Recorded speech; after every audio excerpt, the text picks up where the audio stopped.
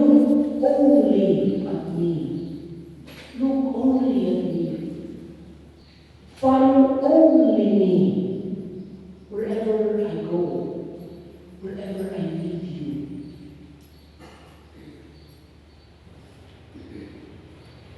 Do not turn away from me.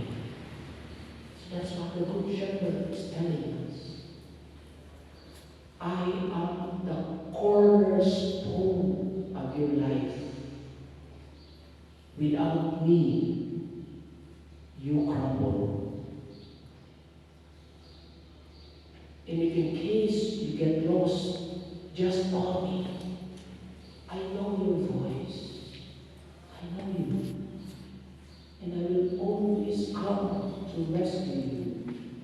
My heart beats for you, only for you. It beats with forgiveness and with mercy.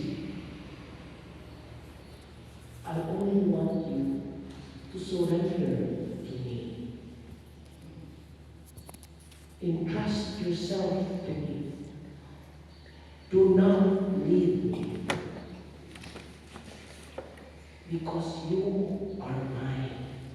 Because you are mine. And you are not for sale. To sin, to the evil one, or to anything in this world.